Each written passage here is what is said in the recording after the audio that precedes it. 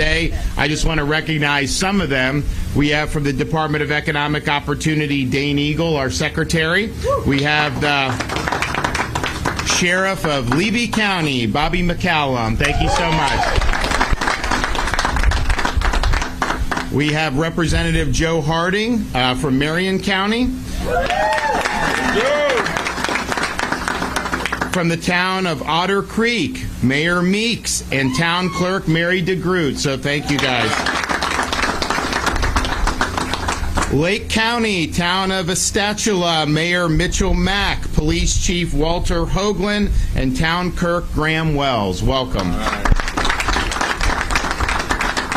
And then from Marion County, we've got Carl Zalak, the Commission Chair, Commissioners Bryant Stone, County Administrator, Munir Boone, sorry if I didn't get that one right, and then Don Westgate. So we appreciate it, and we're excited to be able to make this award today for many communities throughout Florida. Yes, Levy County, but also others. Before I do that, I would just like to say for 1 second, the Biden administration, look, they're not exactly on a winning streak, right? I mean, they've got a lot of problems.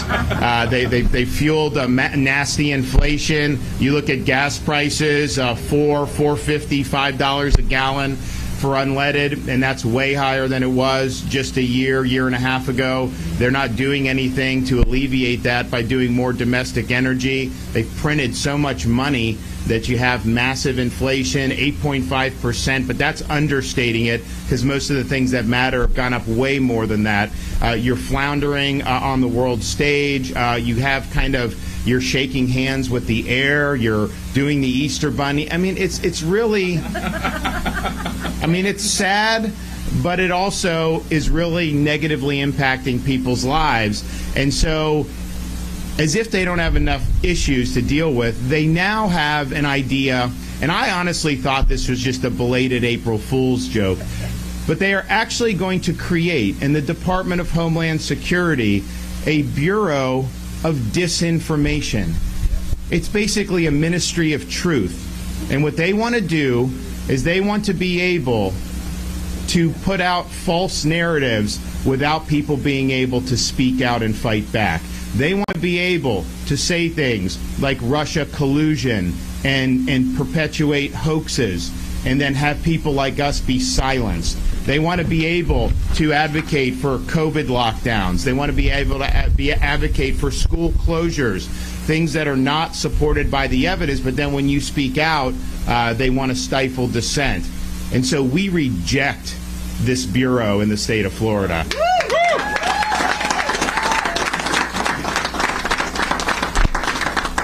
We believe it's essential that individual Floridians and Americans are able to speak out against false narratives trying to be jammed down our throats by this regime. We know they actually appointed somebody to lead it who herself has been an advocate for COVID lockdowns, who herself has put out disinformation about the Hunter Biden tapes, who supported Russia collusion conspiracy theories. And so this is not acceptable. And in Florida, we're not going to have it. And so let's get real here. Let's start dealing with issues that people actually care about. Let's stop trying.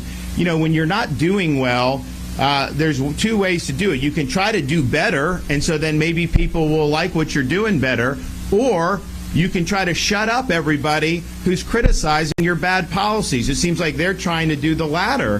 They want to stifle dissent.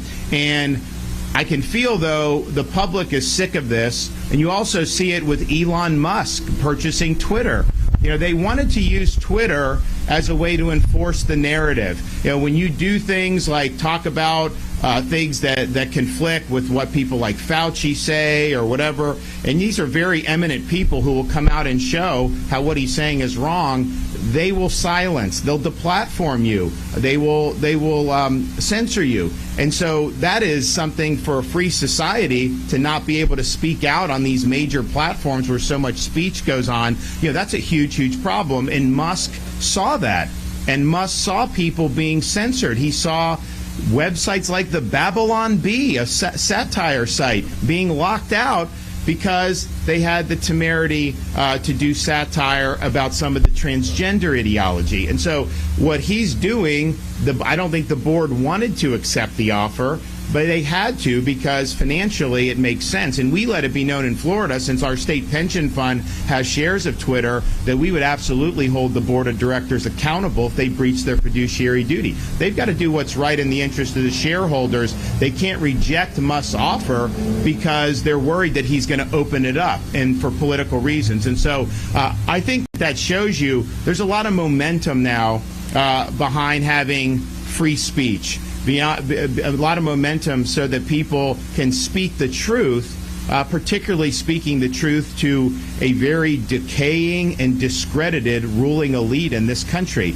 And so this is going to be potentially an engine where the American people can speak the truth and fight back. But clearly, our entire principles that the country was founded on, you cannot have a ministry of truth in this country. And so let's get real here. Let's make sure that we're doing things to benefit Floridians and Americans, but we're not going to let Biden get away with this one. So we'll be fighting back.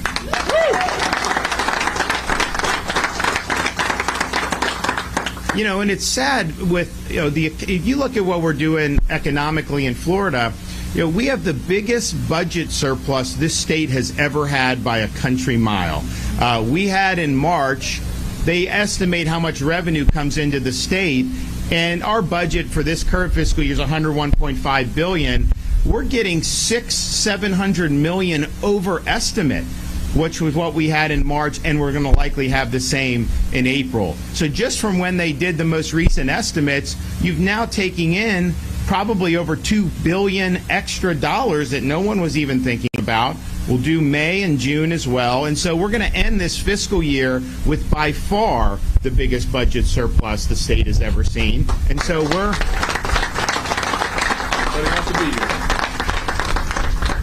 And part of the reason why we've done it is because we've been responsible. We've protected people's freedoms and kept the economy open, which was a contrast to a lot of other places. We had schools open and all the things that really matter.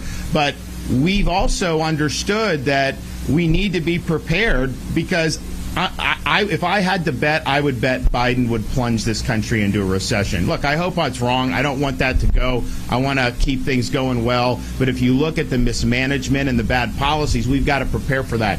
And maybe Florida is doing well enough that we would be able to really get through that without having a steep downturn. I don't know. We'll have to see. But when you do what they've done, you are going to have to pay the piper at some point. And so the good news about Florida is we're ready. I have so much in reserve. We just plug. If there's any type of budget hiccup, you just plug the hole and move on. We literally would not have to do anything major to deter us from our approach. And so that's really what good governance is about, making sure that you're looking at what may happen down the road and you're able to react accordingly and protect. So anybody in law enforcement, education, all that stuff, we will make sure that we're meeting our priorities regardless of what's coming down, from the Brandon administration. And so we're good. We're good. And if you look at our unemployment rate in Florida, we actually we're lower than the national average. If you look at jobs, we have more jobs filled today than prior to COVID. There's a lot of states that aren't even close to getting back to where they were yet. And I think that's a testament to the fact that the state's been governed much better than many of those other states. We added in March, we had the largest increase in manufacturing jobs since COVID in Florida. And that's the thing. People talk about some of these other things. I want to make more things in the United States and in Florida. When we have an opportunity... We have an opportunity to really expand our manufacturing base. We have done it over the last 2 years. I've got some more companies, I think, that are impressive that we're going to hopefully be able to bring down here very soon. But what happens is, you're in a community, and those are jobs that people that in Florida have access to. They'll talk about moving some tech company here, and they bring the employees, and then they help drive up the cost of living and all that stuff. What about stuff here where our folks are able to benefit? And that's why we've worked so hard on career education and technical education. If you look at what they're doing right now for like truck drivers, they're paying $15,000 signing bonuses just to be a truck driver. Right off the bat, they're paying $110,000 in Walmart to be a truck driver right off the bat. And so we've expanded commercial driver's license opportunities for people throughout Florida so they can go train, get that, and all of a sudden they're giving you a signing bonus. I mean, they didn't used to do that. So these are skills that are in demand. If you look at things like welding and electrical and HVAC, especially in a growing state, there's a huge demand for this. You got kids graduating high school now. They're able to get certifications in these trades. And then they end up going in an apprenticeship, get jobs. Some of them are making $100,000 by the time they're 20 years old. And then a lot of them are starting their own companies as they get older. And so going to a 4-year brick and ivy university is not the only way you can be successful. And honestly, for many people, it's not the best way. You look at how much people have gone into debt, and then they end up with these degrees in things like zombie studies. And then what happens? They end up working where they could have worked out of high school anyways. And I also think what Biden's doing with this, the student debt that's out there, almost 60% of it is graduate school debt. These are people like doctors and lawyers, people that are getting masters and PhDs and all this other stuff.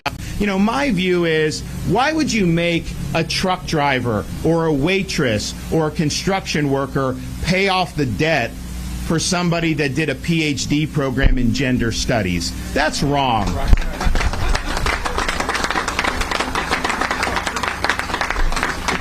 And so we have opportunities through skilled trades to have folks with no debt go right into gainful employment and be able to do very, very well. And so from an opportunity perspective, it's important for citizens, but it is huge for our economic development goals, because when companies see and businesses see Florida is committed to workforce, well, then they know they're going to have folks who are going to be able to do a lot of these key things. And so we're going to continue the momentum on that.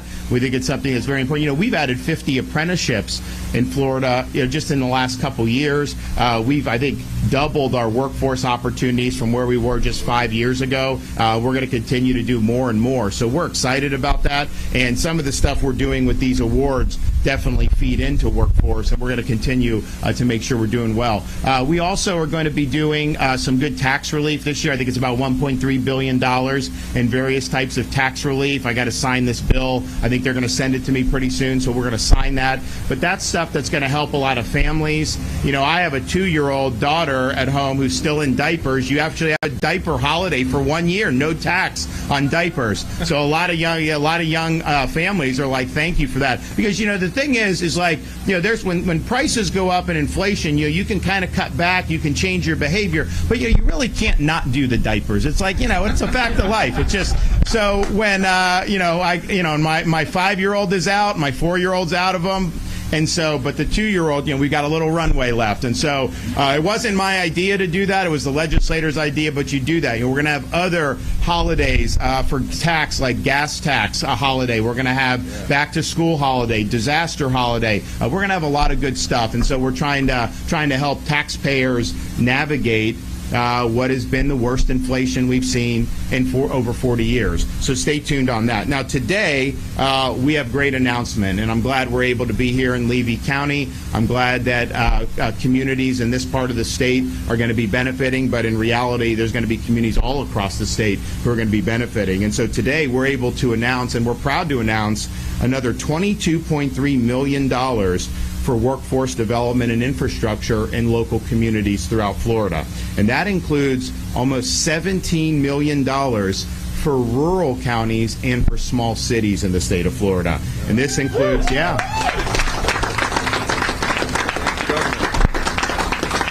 and this includes funding for broadband. It includes new community centers. It includes grants for small business development across our state. And so, example of what this funding can do here in Levy County, we're awarding $1.4 million to install town-wide broadband internet in the town of Otter Creek.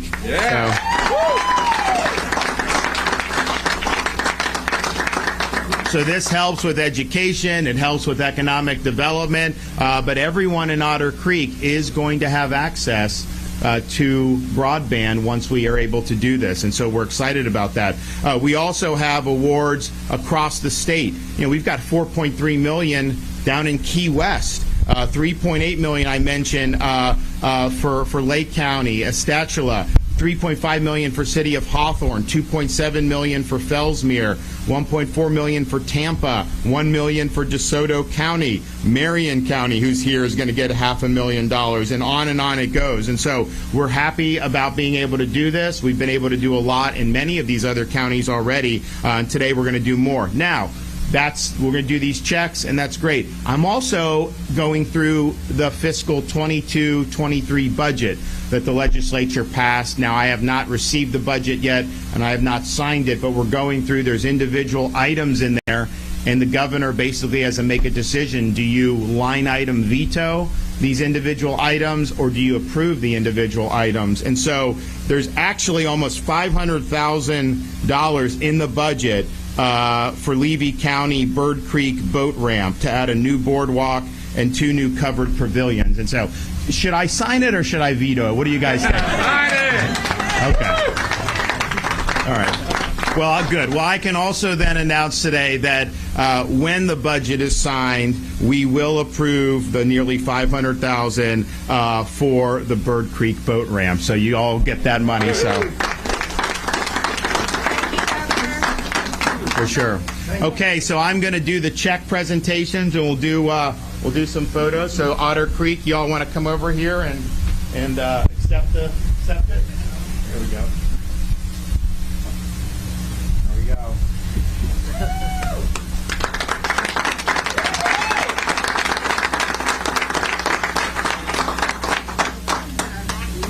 Can you see it? Step into the light. All right.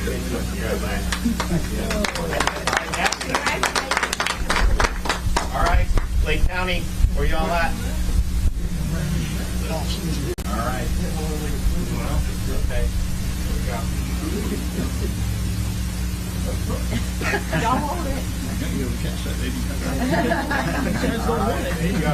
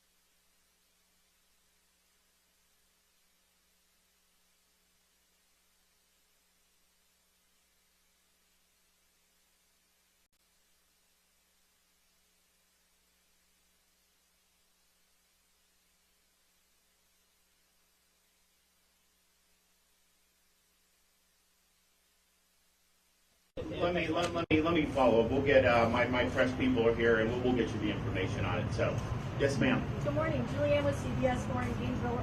The Marion County Supervisor of Elections told us it could potentially cost taxpayers thousands of dollars to change the name of drop boxes to the secure ballot intake station. So, what is your goal with the new name change? Well, first of all, it's inaccurate of what it is. We don't have drop boxes in the state of Florida. You know, some of these places around the country, they'll just have a box like on the corner of a street. Nobody's even watching it. And we have a ban on ballot harvesting in Florida. You should not have ballot harvesting. So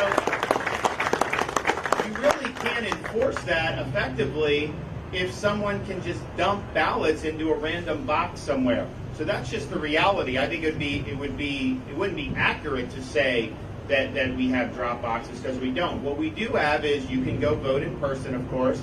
You can request an absentee ballot. They will mail it to you. Now you have to show ID to request that absentee ballot, which was not used to be the case in Florida. Now it is.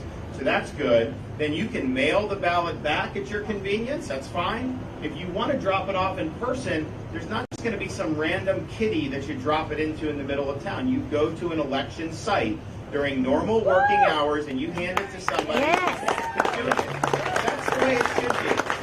So I think that that's the right thing to do. And honestly, we will save so much money by not going down the road of what these other areas have done, by having these drop boxes just sitting out there. You know, some of them get lit on fire in California. Did you see that last election cycle? You don't know who's doing it, and it's really, really bad. And that's the thing. The voting is like, it's a secret ballot, right? You go in, you have either a curtain or dividers, and you do it, and then you drop it into the box.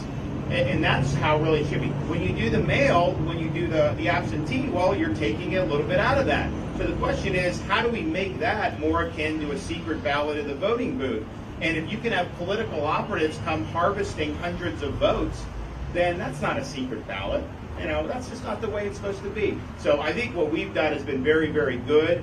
We also are very proud of having banned Zuckerbucks in the state of Florida. Now, not everyone knows what Zuckerbucks is. Zuckerberg from Facebook in 2020, he poured $420 million into these nonprofit groups, and the nonprofits would go into communities that were in important states, and they'd go to the election office and they'd say, hey, here's millions of dollars for you guys, but you got to bring in our operatives, you got to ballot harvest, you got to have mass mail balloting and all this stuff. So they effectively commandeered the machinery of the actual elections. That is wrong. That is not inspiring confidence in terms of having elections with integrity. And so in Florida, we were one of the first states to just outright ban Zuckerbucks. Now, what we found is after we did that, some of the election doctors said, okay, yeah, we can't do Zuckerbucks to run the elections, but maybe we can get Zuckerbucks for like lawsuit expenses or stuff. No. So this year, we added in our election bill, we added a ban on any type of Zuckerbucks, even if it's not for election administration, because it's just a corrupting influence, you know, to basically be having Silicon Valley run your elections in places like Michigan and in Ohio and all these places. You know, it doesn't make any sense at all. So we're happy with what we've been able to do. And oh, by the way, the bill I signed earlier this week we're going to have a new election integrity unit in state government to focus solely on enforcing election laws and prosecuting election laws.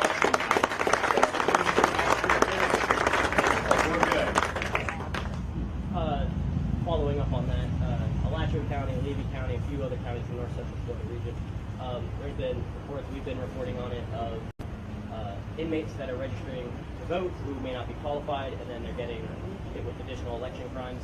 How does that office kind of either help those people or, you know, to kind of flag it before it gets to the point where they're facing additional jail time? So the issue is about, you know, honestly, some of these people registering these prisoners, that is wrong, okay? You are not eligible to vote as a convicted prisoner in our prison system, okay? So that's just the reality.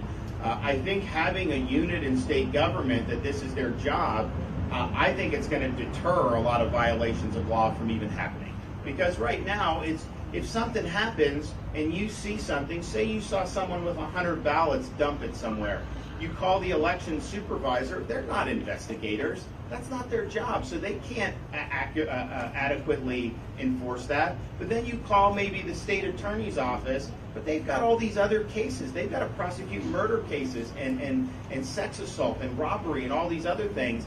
They're not focused on election crime day in and day out. It's just not their specialty. Now, some will take it seriously, others won't. And so I think what we've said is, okay, because we want to have confidence, this is something that's very important. And so you'll be able to report this to this new election integrity unit, which will start July 1st, because the money starts July 1st. And I think that that's going to be something that's going to be very, very good. And if people see that here are the rules, let's follow them, and if you don't follow them, there is going to be consequences, then I think that most people are just going to want to follow the rules. I think when they know that kind of it's the Wild West, well, then that's when people think that they may be able to do some things that are a little bit different. So, yes, guys. Mr. Governor, what measures are being considered to protect Florida Second Amendment rights?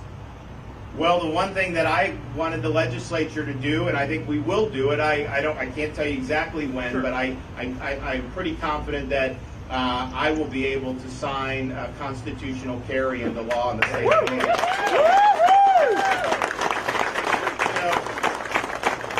We used to be a leader on Second Amendment. There's like 25 states that have already done it, and I think if you look now, you have a situation where the official in charge of these permits doesn't support Second Amendment rights. So why would you want to subcontract out your constitutional rights to a public official that rejects the very existence of those rights? And so the legislature will get it done. I can't tell you if it's going to be next week, 6 months, but I can tell you that before I am done as governor, we will have a signature on that bill. Thank you, sir. All right, thanks everybody. God bless you guys. Appreciate it.